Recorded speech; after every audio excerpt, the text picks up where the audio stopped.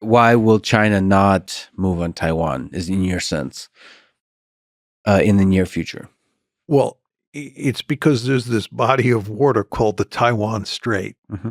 which is a big body of water, and getting across water is very difficult unless you can walk on water. So geography still has a role to play in the 21st century? Oh, yeah, I think geography is very important. Big bodies of water really matter. Yeah. In an ideal world, you'd like to have the Pacific Ocean between you and any potential adversary, 6,000 miles. Yes. 6,000 miles of water, hard to get across. Yeah. If you're a country and I'm a country and there's land between us, I can take my panzer divisions and I can go right across the land and get into your country or attack your country. And you, of course, can take your panzer divisions and come across that same piece of land. But if there's a big body of water between us, your panzer divisions can't go across the water. And then the question is, how do you get them across the water? And that's very tricky. And in a world where you have lots of submarines and you have lots of aircraft and you have missiles that are land-based that can hit those surface ships, it is very, very hard to attack across a body of water. And all you have to do is think about Normandy, the American invasion of Normandy, June 6, 1944, coming in on Omaha Beach, right? Oh boy, that was really difficult. But there is a growing asymmetry of military power there, that even though it's difficult. That is correct. So I guess that is correct. So I recently had a conversation with Elon Musk, and he says that China is quite serious about the one China policy, and it seems inevitable that Taiwan will have to be, if you look at this pragmatically in the 21st century, it seems inevitable that Taiwan will have to be a part of China. And so we can get there either diplomatically or militarily.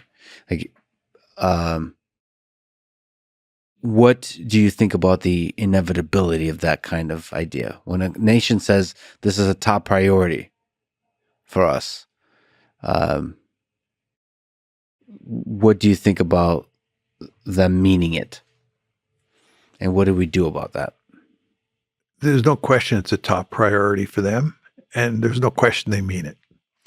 But it's also a top priority for us not to let them take Taiwan. Why exactly? Because it's an important strategic asset.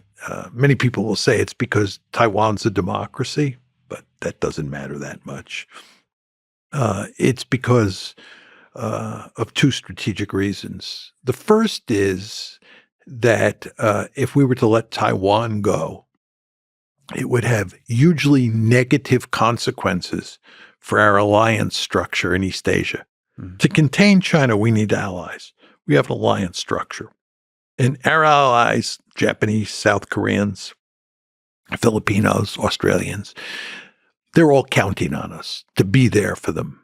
And if we say we're not going to defend Taiwan, the Chinese attack, they're going to say, I bet if the Chinese attack us, the Americans won't be there for us. So it would have a damaging effect on our alliance structure, which we cannot afford, because containing China is a wicked problem. It's a powerful state. You were getting to this before when you talked about China versus Taiwan. So that's the first reason. Second reason is you want to bottle up the Chinese Navy and the Chinese Air Force inside the first island chain. You don't want to let them get out into the Pacific. You don't want them dominating the waters of East Asia. You want to bottle them up again inside the first island chain. And you can only do that if you control Taiwan.